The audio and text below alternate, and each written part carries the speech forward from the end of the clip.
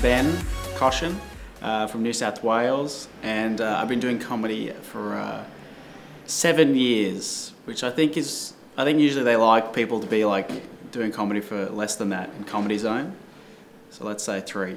Like I was standing next to a pretty lady once at a bus stop, and she dropped her book, and look out, Mr. Foot's on the move, yeah? Mr. Size 6, he's having a go.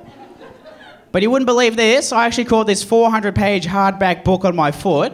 I balanced it there for a second, I flicked it up, I did a 360, I caught it in one motion, I handed it back to her, I said, I think you dropped something. Then later she opened it up, actually wrote my number on the bookmark. Pretty good.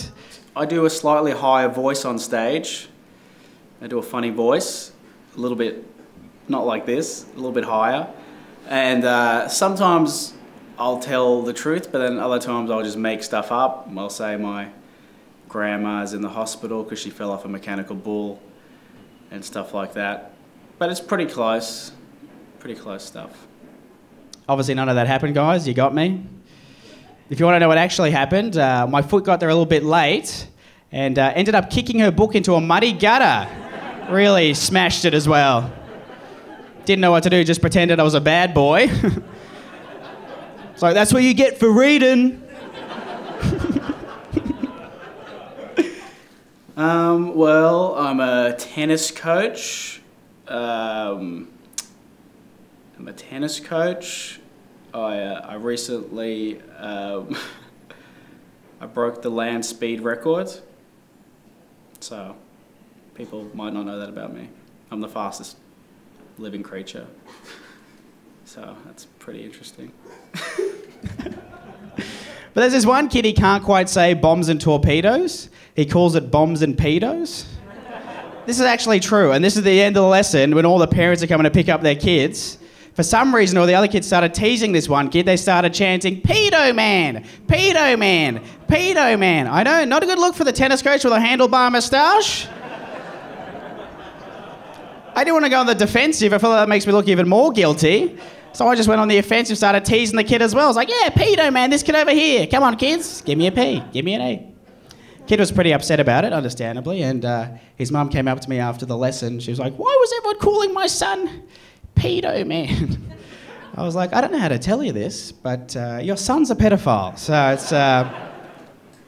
Actually, I know my comedy goal. I want to be sponsored by Guzman Y Gomez.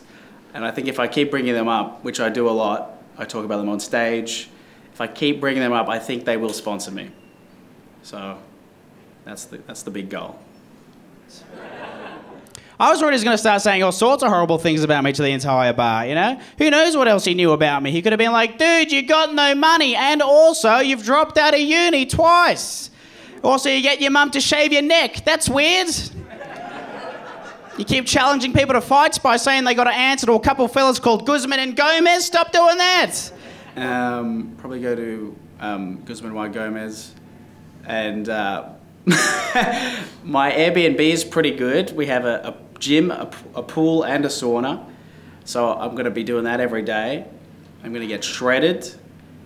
It's not good for comedy to be in good shape, but I'm going to, by the end of the festival, I want to have a 12-pack and quite defined traps. I kind of want them to be up to my ears. I'm going to do only trap work at the gym. My mum gave me the sex talk, and to this day, it's the worst memory I have in my narrow noodle. She said to me, she said, you know your dad's penis, right? That's how she started.